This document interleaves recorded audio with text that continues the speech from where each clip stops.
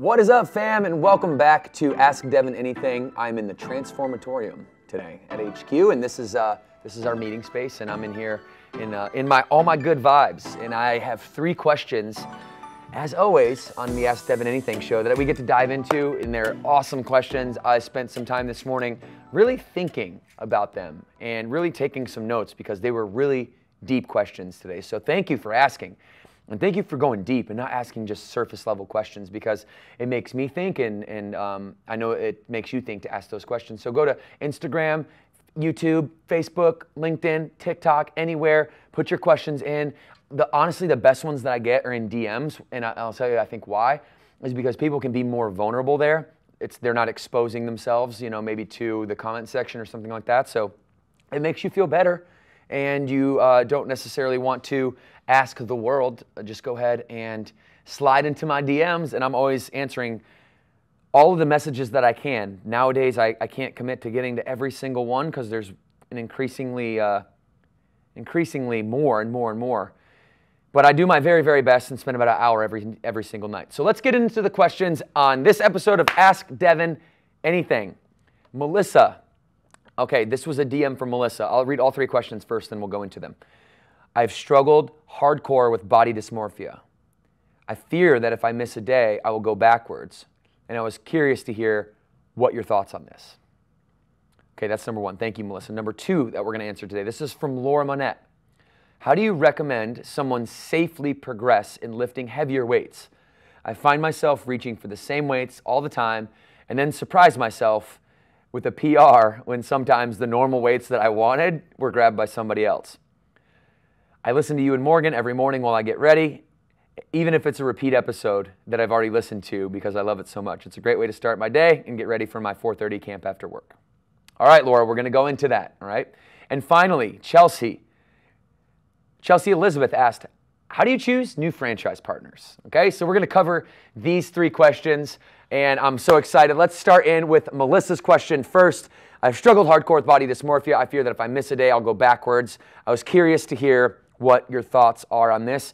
And I'm excited to answer this question because when I think about it, really 2 concepts come to mind. And the first concept I call a word flip, and I'll go into that. And the second concept is I call it push and pull motivation. So as much as I can, I'll try to take answers to questions and chunk them in or package them together so that there'll be a concept that you can then unpack. And it's a lot easier to understand a concept like this concept of word flip that I'm about to go into rather than understanding 9 different tactics or 9 different strategies. And so what is the word flip? Okay, so here's kind of how it starts. So words have a positive, all words have a positive and they have a negative meaning. Okay, so for example, kindness. Kindness, most people want kindness.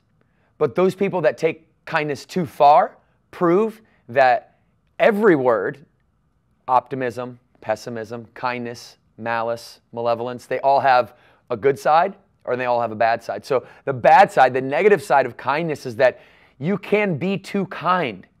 And if you are too kind, then what happens is you might get dismissed by other people. You're not assertive enough to stand up for yourself in a group setting or like maybe in a meeting at work.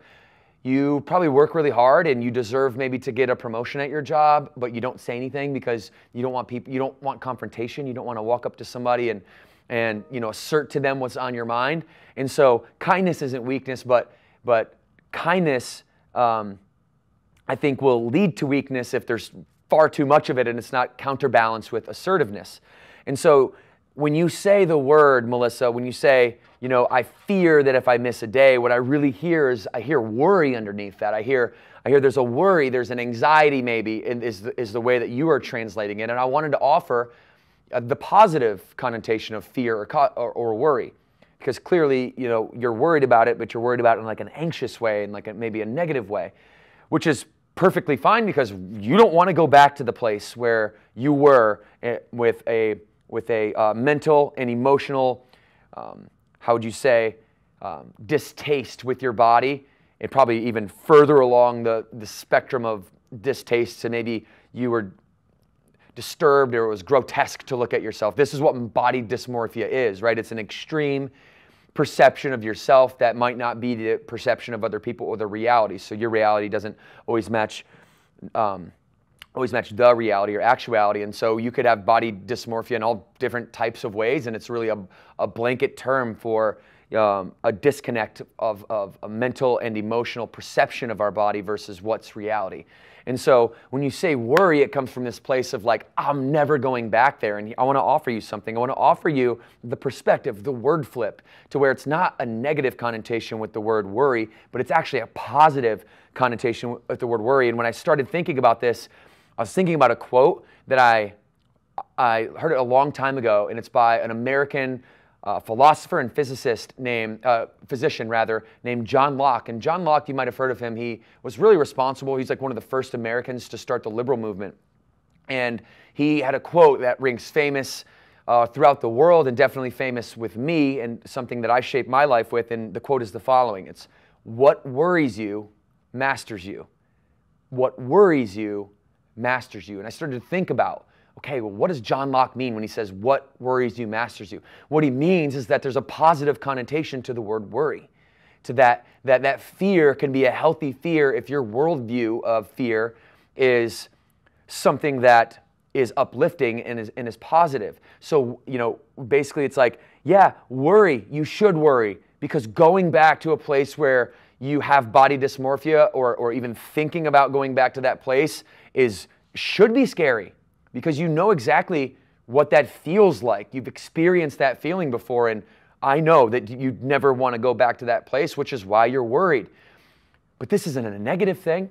This is a positive thing, Melissa. We are able to use our memories that we have to basically replay, like you're watching tape if you're an athlete. You're able to replay the game, and you're able to go back, and you're able to say, okay, I had this experience called body dysmorphia. And what does that really mean to me? Okay, yeah, I'm worried now. Okay, well, what is worry? Well, worry means that I'm fearful. Well, yeah, I should be fearful because I'm not going to go there ever again.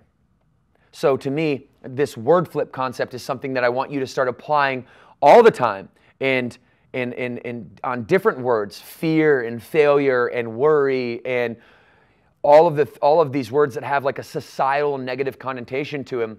You don't have to take the societal definition, and it doesn't have to be your definition. You get the opportunity to say, all right, what worries me masters me.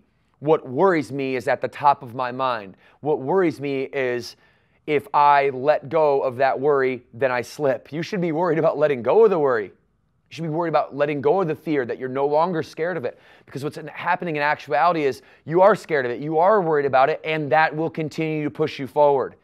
It will continue to allow yourself to say, I'm not the person who is defined by body dysmorphia like I once was, and I'm very worried about that. Therefore, it's always top of mind, and it's never going to go anywhere, and I'm always going to be the person that will assert myself right when there is that worry that pops up, and instead of letting it succumb me, I'm going to use it, I'm going to stand on it, and then I'm going to use that worry to actually master myself.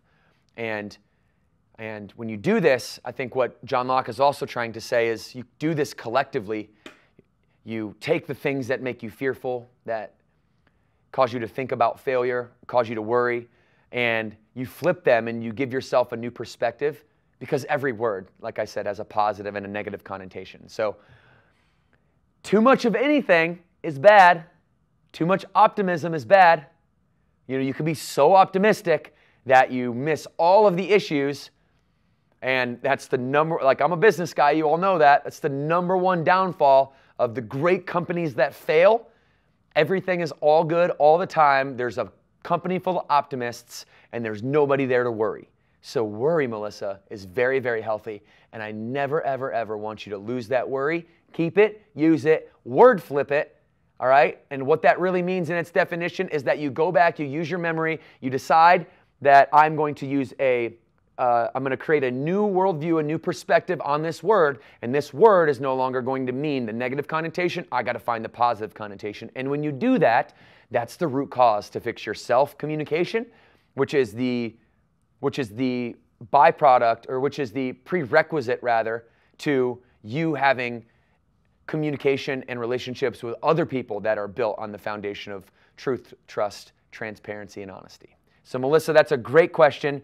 I hope that this gives you a pretty good answer. And this word flip concept isn't something that you're going to find on the internet anywhere. It's something that I noticed as I observed people and the way that they language things to me that I made up to allow you to have a concept that will let your language itself mean like you can actually take these things that you're confused by and you don't know how to language them, and then you can use Wordflip as an actual piece of your own language. So here's Wordflip from me to you as a concept. Here you go. You can have it, all right? And then you could share it with other people, and that's the best way to master it. So the next time somebody says to you, I'm so scared of that, what I want you to say is, great, good, awesome. You should be scared of that, right? You should be scared of that. In a healthy way, you should be scared, because that healthy fear is going to keep that worry on the top of your mind, and what worries you masters you. Now, there's a second concept that I want to go into, and they're intertwined, okay, Melissa? This is the push and pull concept. What I'm talking about specifically with you when I say, you know, what worries you masters you, thank you, shout out John Locke. What I'm saying is that you need to go back and rework how you associate the word worry with body dysmorphia, okay? You have to go back and you have to use your memory and you have to say, okay, what does this mean now, right? Am I perpetually worried to where I'm anxious, or am I perpetually worried to where that I have a healthy level of fear? And then what happens is when you do make that flip, you do that word flip, now that thing that you're looking backwards and analyzing your past and replaying this tape, that thing that you're looking backward for actually becomes the first half to the equation of inspiration and motivation that every human needs. I think there's two pieces to it. The first part is your push motivation. Okay, your push motivation. The second part is your pull motivation. All right? Let's break this down. So your push motivation is something that happened to you in the past that you went back, you reanalyzed, you used your memory, you said, nope, that doesn't mean that I'm a bad person, that doesn't mean that I should worry perpetually in a negative way. It actually means that this fear is good, and that what happened to me in my past, this body dysmorphia that I had, okay, this amount of pain that I had, this is my biggest disadvantage I've ever had, but it's also my biggest advantage. Why is your disadvantages your biggest advantages? Why do you need to look back and see something in your past and try to reassociate the meaning to it? It's because you've already experienced it before. You've already experienced it before. And when you've experienced something, especially pain, okay, especially pain, Melissa, when you experience body dysmorphia and you are in that mindset, like zoom yourself back into the place where you're at the bottom of the emotional pit, you're so distressed and you're so depressed and emotionally overwhelmed that it's so painful that that pain is just embossed in you like an emotion that you're never going to be able to get rid of. Don't try to get rid of it. It's never going anywhere. You've experienced that. You can't change it. It's stamped. It's embossed in your hippocampus in your mind, the part of your brain that's responsible for short and long-term memory. Like, this isn't going anywhere. So you have to use it. And let me teach you something, Melissa. Listen. And I'm going to teach you because I've gone through this in my life. I had a very painful upbringing. Like, I was on welfare. I was moved to, a bunch of states before I was even like 8 years old, 9 years old, 10 years old. I, went in and out. I saw my dad go in and out of prison. My parents, cheating on each other and abusing drugs and alcohol and being in an environment where the police are in and out of my house. Like, this was a very, very emotionally, an emotionally carved time for me. That time left its stamp on me. I still dream about these things today, you guys. I dream about them today. And so I can't look back and just say, oh, poor me, why me? Because then I'll have to live my life that way. It's not going to go anywhere, right? And what I found is, if you look across and you see all these successful people, right? What I found is that the majority of them have an extreme pain in their past, and they've made the decision. They have made the decision, nobody else. They've made the decision to reassociate a meaning to that past. And so when I used to be like, oh, why me? Why am I this? Why do I have to be in this situation? Like, why do my parents, do they not love me? Like, am I not worthy of love? These were the things going through my head as a young kid. And no, that's not it. That's not it. I was worthy of love. I was worthy of love. I was introduced to an obstacle at 12 years old because I was being put in a position to do what I'm supposed to be doing today. And that's talking to y'all. And that's helping you get through your past pains or for you to develop your push motivation. So your biggest disadvantage in life is your greatest advantage. And that you've actually experienced that. It's embossed in your brain and you'll never forget it. This is why it's the most powerful of the two. Push and pull motivations. It's the most powerful because you've experienced it before. So use that pain, harness that pain. You know what the biggest disadvantage for most people is? Is that they had no disadvantages, that they've never experienced pain before. So now a little pain when they get a comment on social media because that might, say something about the clothes that they're wearing, hurts them very deeply emotionally because they've never been embossed or created that calcification mentally or that emotional fortitude that's necessary to be able to handle any pain in the future. And so you see this, right? People get one little piece of adversity and they cower and they curl and they can't handle it and they isolate and they're out, right? It just wipes them out like the smallest wave. Well, if you've had pain in your life, Melissa, body dysmorphia, like that's a painful thing to go through by no fault of your own.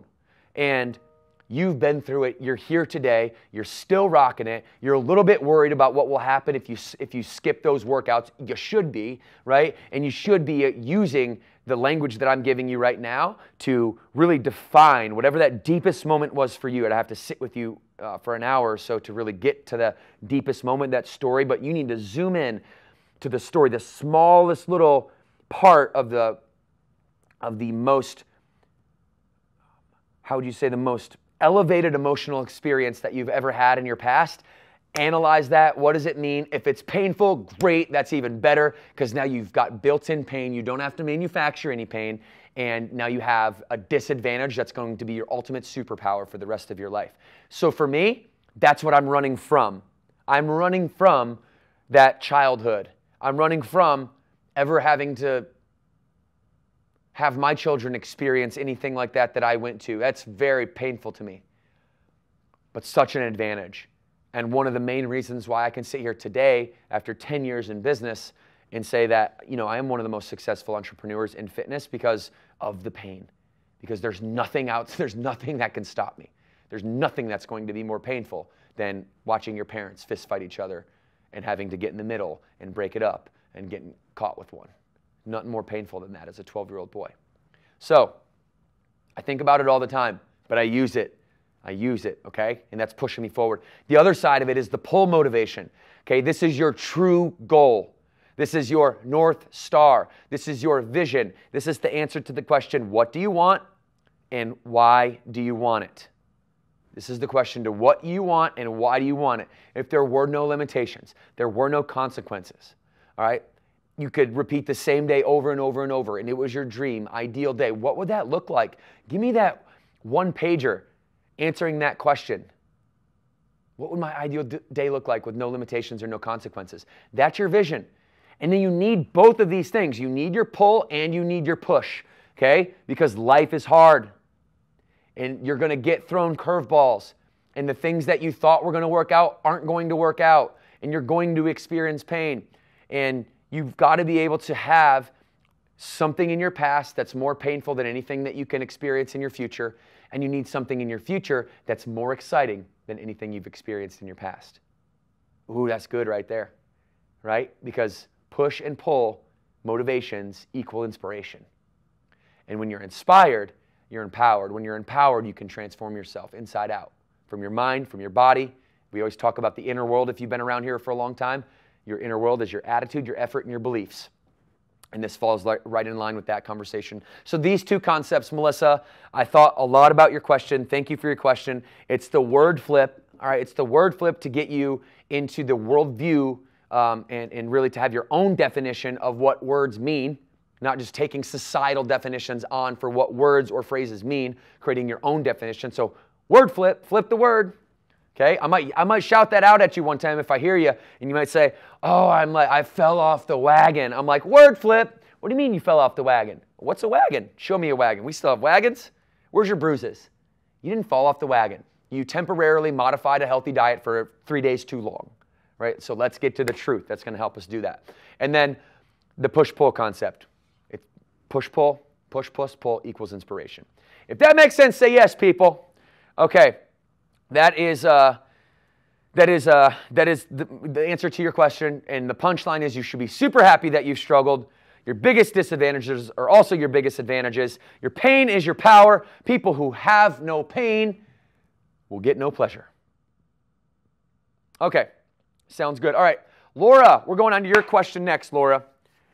But before we do that, make sure you guys subscribe to the YouTube channel, everybody. Flex on that subscribe button. I'm getting you guys DMing me or pinging me saying, hey, DK, I flexed on it. I'm like, all right, this is happening. We're catching on here. Flex on it, double flex on it if you want to go YouTube and podcast so you can watch and listen. Laura Manette asks this question: how do you recommend someone safely progress in lifting heavier weights? I find myself lifting the same weights all the time. And like she said, I'm surprised sometimes when somebody else grabs that 15 I was going for and I'm forced to pick up the 20 or the 25. I'm surprised how easily I'm able to do a dumbbell snatch over my head. She said, I listened to you and Morgan. Well, thank you very much. And she said, even if it's a repeat episode.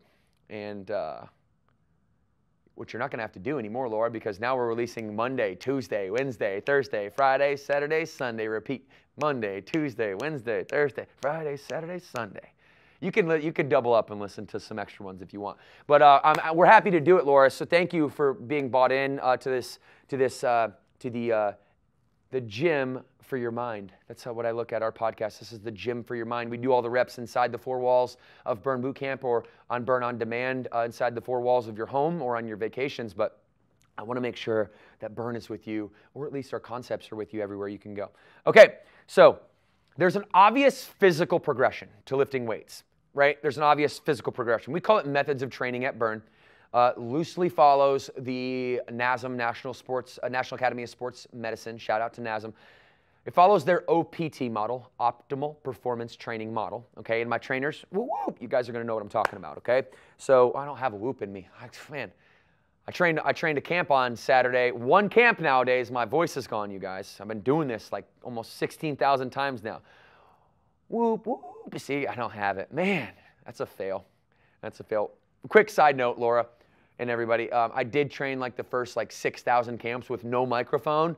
And I was doing 42 camps a week back in the parking lot days and the fun to be fit days. So my whoop whoops nowadays, they're a little dry. They're a little raspy. I gotta do something about that. But back to your regularly scheduled program here. Methods of training, okay? We talk about let me just give you the baseline here, okay? So it's like form over everything. That's number 1.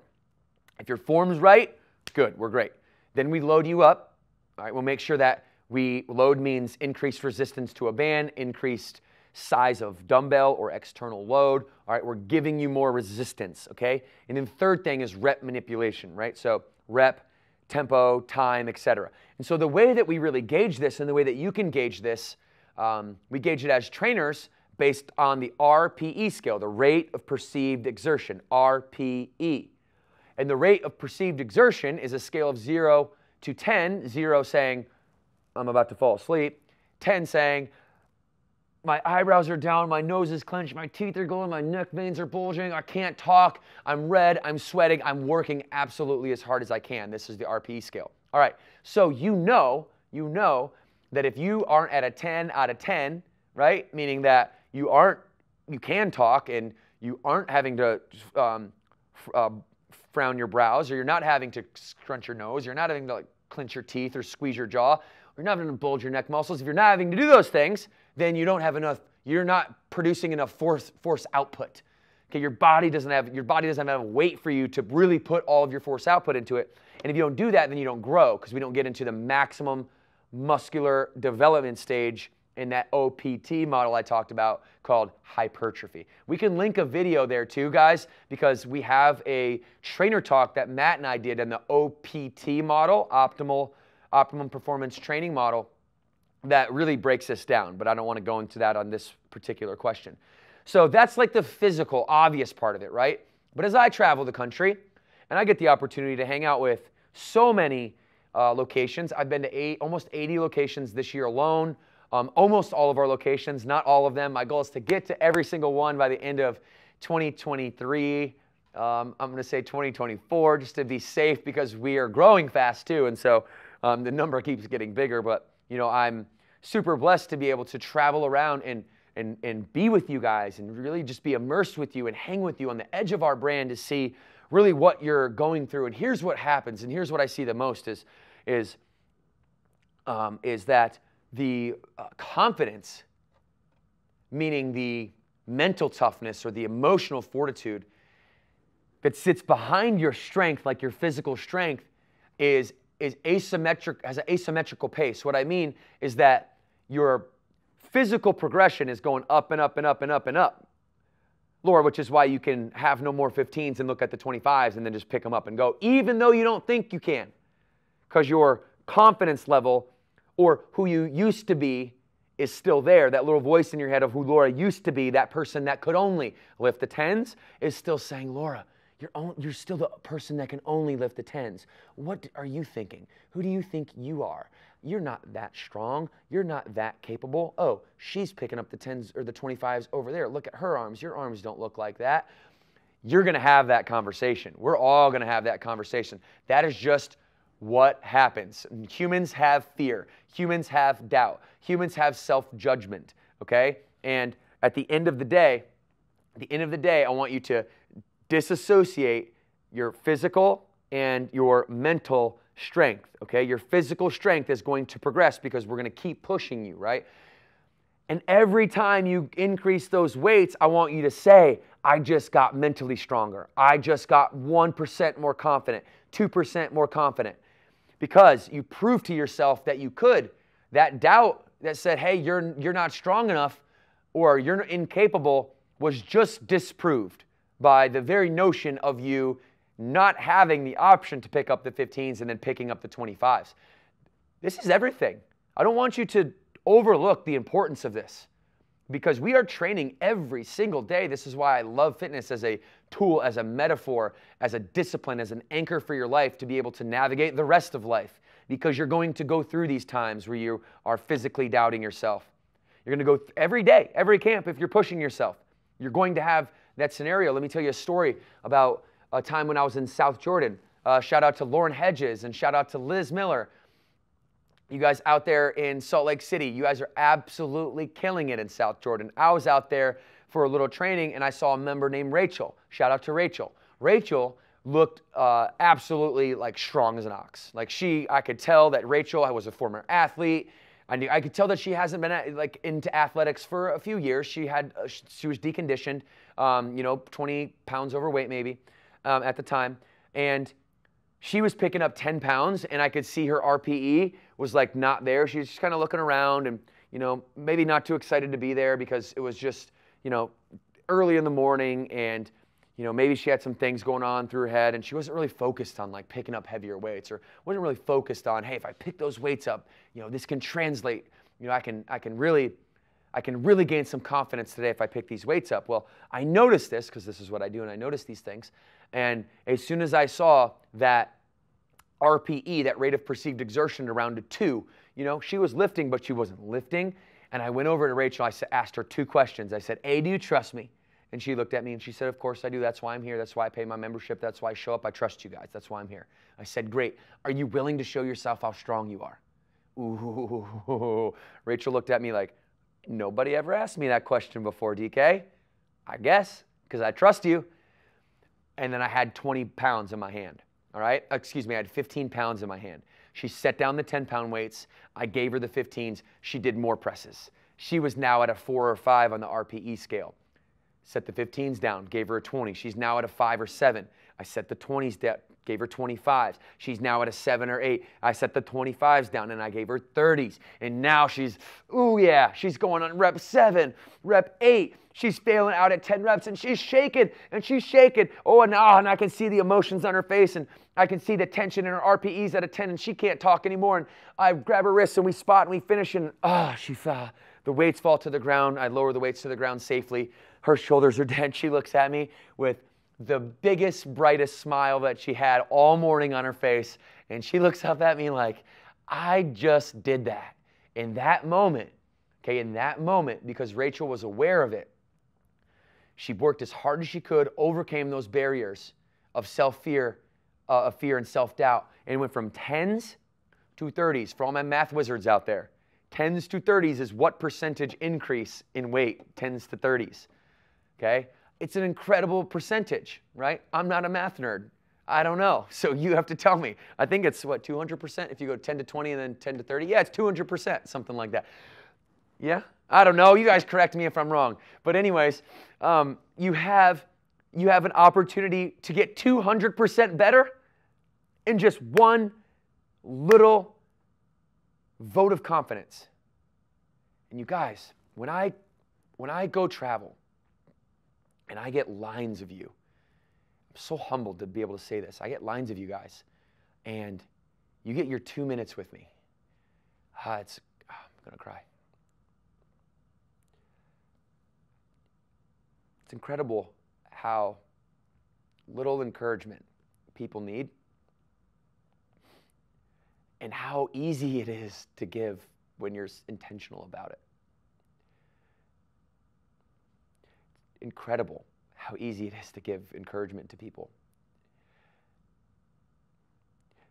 And the fact that we walk around every day and we pass people who could just get an encouraging word that can change their whole day. Just a vote of confidence. Just to say, I think you're stronger than what you're putting out right now.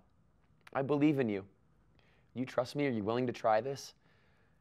Changes the game for people like Rachel. It changes the game. When people get 2 minutes, I cry because I don't mean to. I apologize. Actually, I don't. But I get lines of people that tell me everything that's on their heart in 2 minutes. I can tell they've been anticipating all day to say it to me because they're nervous when they come up and tell me their 2-minute story of how one vote of confidence, one encouraging word from one trainer, one day, 3 years ago, set their life into a whole new trajectory. And how easy it is to give those free encouraging words away. It's an ultimate shame that not more people are doing it. And this is really what we're here for, to build leaders who want to build leaders. And the way that you build leaders is by building trust and transparency. And when somebody does something that is great, you tell them exactly how it was great, specifically, and you thank them for how great specifically they actually are. So I said, Rachel, you're an amazing human being. You just lifted 10s to 30s. You have to be more confident in that moment because what you just did right there is you doubled your weights twice. You doubled your weights twice. What would happen if you doubled other areas in your life? What would happen if it was that easy to double other areas in your life? We got to start doubling up out here, you guys. We got to grow 200% in our confidence in one 45-minute camp. We got to grow 200% in our emotional fortitude. And these are things that are byproducts of the gym. You ask, what's the difference between Burn Bootcamp and another gym? You just heard it. So I appreciate that question because it's so needed. It is so needed. So all of my members out there, if you're a Burn member or not, I just really hope that you always know, in the gym, when you start heavy with your weights and then you go light, not the opposite way, starting light and going heavy. When you start heavy and then go light, you're going to get to that 200% growth faster. Okay, that's called translation into your life. Do the hard things first. Wake up every day and do the hardest part of your day first, and then knock out something easy. Right? If I'm up in the gym, and I'm on chest press, I'm not starting with 70s. I'm starting with 95s or 100s. And then after I fail out there, then I'm going down. Okay, and then I'm going down. But start heavy, go light. That concept, if you let it, all right, will force you to rush to conflict outside of the gym. It'll force you to do what you say you're going to do when you say you're going to do it. Get up, do the hard things first. It's a concept that scales beyond the four walls. Failure is a great thing. Failure is a great thing. We can't walk around saying, I don't want to be a failure. I want to fail. I want to fail multiple times. I don't want to be a failure. I'm not a failure. Failure is an event. Failure is an experience. Okay, it's not, you can't be defined as a failure unless you quit and you lay down and you just let people roll over you and you just give up. And I know that's not you, because people that just give up, they don't like me. The people that don't listen to me are the people that gave up. They're mad because I'm putting pressure on them to grow, and they don't like that pressure, so they change the channel, which is fine.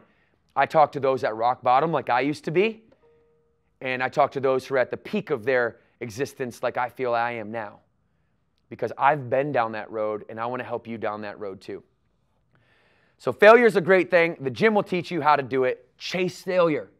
Chase failure. Chase failure. Fall in love with failure. And when you do, and then you overcome it again and again and again and again, mental, emotional fortitude starts to build. Thank you, Laura, for your question. That was amazing. Hopefully you learned a little bit there about the physical nature and then the mental nature of why we do what we do in the gym and why we lift heavy weights. Okay, last question. Last question before we go on. I wanted to tell you one more time that Mondays with Morgan are fire. If you haven't listened to Monday Motivations with Morgan, she goes every Monday on the podcast. It's just her, just like this. So you get an opportunity to hang out with me every week on Thursdays for Ask Devin Anything, and you get to hang out with Morgan on Mondays for Mondays with Morgan, and it is great. Listen, Morgan is my number one mentor in my life. I believe that you can have two mentors, and then you can have like two mentors, and you can have a lot of people that you're acquainted with that you can learn things from. Morgan is one of mine because Morgan has been there for me since I was 12 years old, and she was a rock for me growing up, and I hope that she's a rock for you, because this woman is an absolute beast, and she's now the CEO of our company, and she's the most empowered woman I know, and obviously I spent like most of my young adolescent life chasing her down, from the story you all might know at the bus stop where I have a broken arm and I asked her if she'll date me, and she says no, and she's dating Matt Morris, our master fitness programmer at the time, who happens to also be my best friend nowadays, all the way to 8th grade, where I wrote her a letter telling her that I was going to marry her and there's nothing she could do about it. Well, she denied that request avidly, by the way.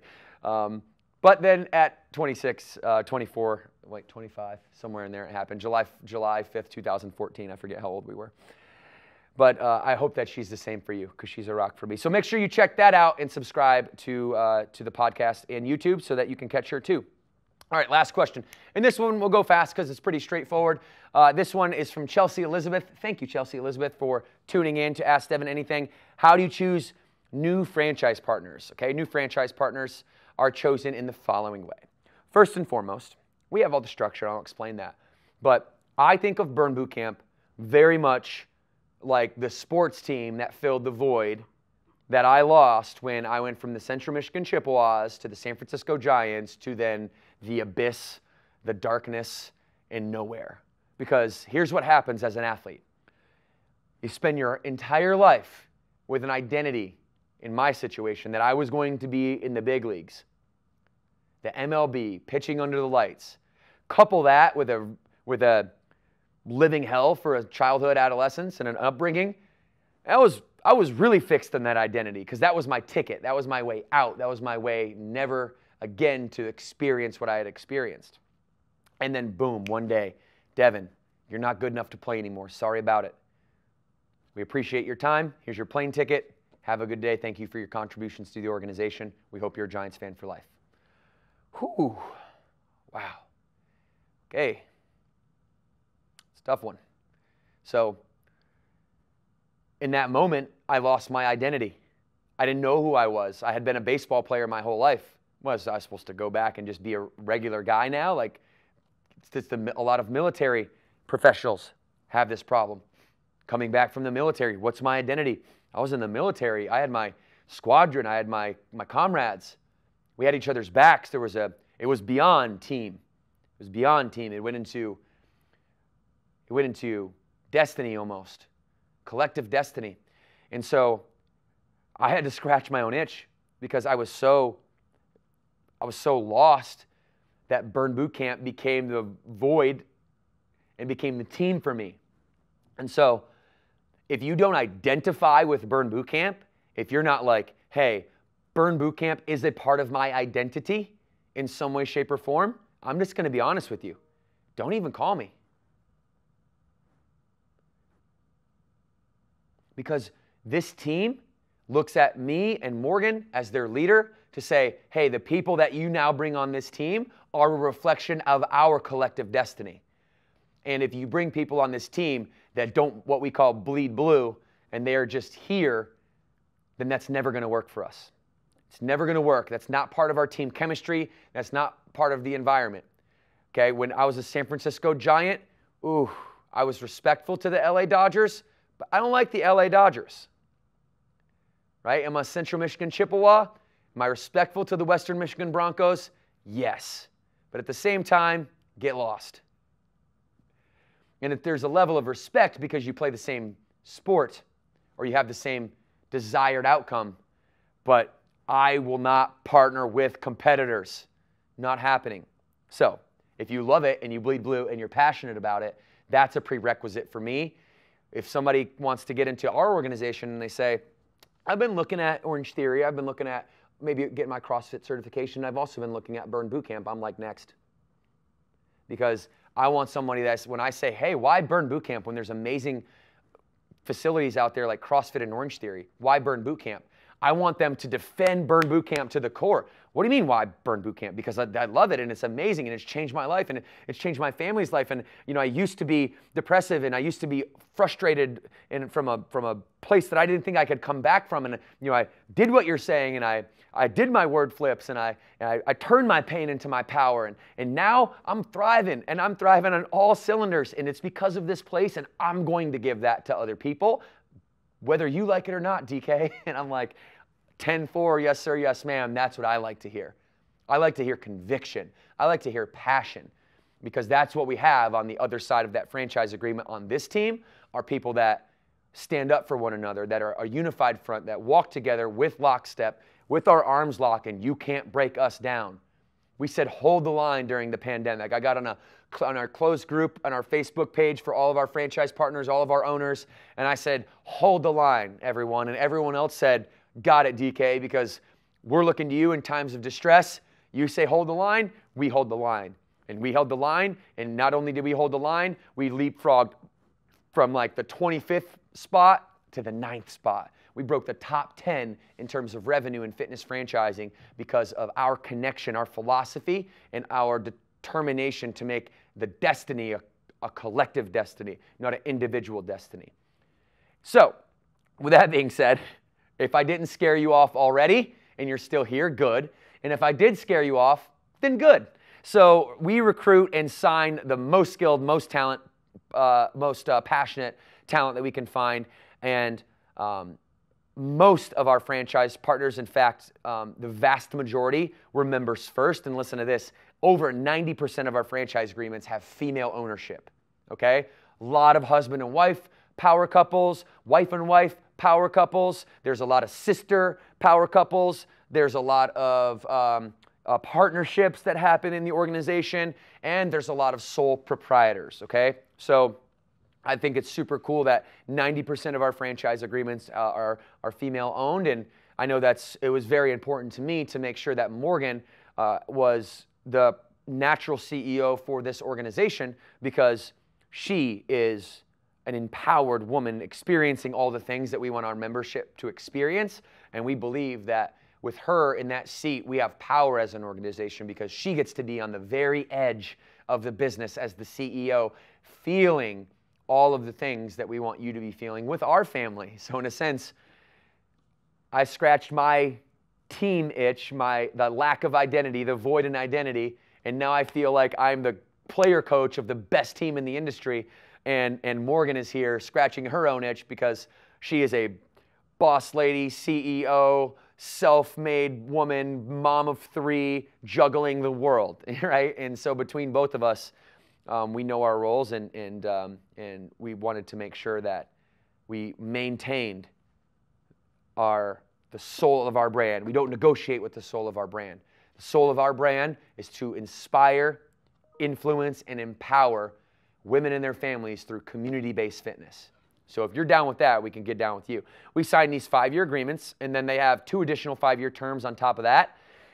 So you'll go to franchise.burnbootcamp.com, and you'll fill out your form from there. But just like some general stuff, this is probably what you were looking for, Chelsea Elizabeth, when you asked how do you choose to be, or how do you choose new franchise partners? That's the real answer. But then on top of that, you need a 700 credit score, you need $150,000 liquid, and a $300,000 net worth, so that we know that you set yourself up for financial success, because this is a business, and we are for profit, and we will teach you to walk the line of this amazing culture that I'm talking about, and then also profitability, because profit and impact go hand in hand. If we don't have profit, we don't have impact, and we hope that you would love to be a part of Burn Nation, Chelsea Elizabeth, in the future.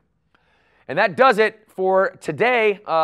We will have 3 more questions, same time, next week, everybody. So make sure that you're tuning in. Flex and double flex on the podcast YouTube subscribe buttons. You could subscribe, and please review on podcast. If you do nothing, the most important thing for me is that you review on the podcast.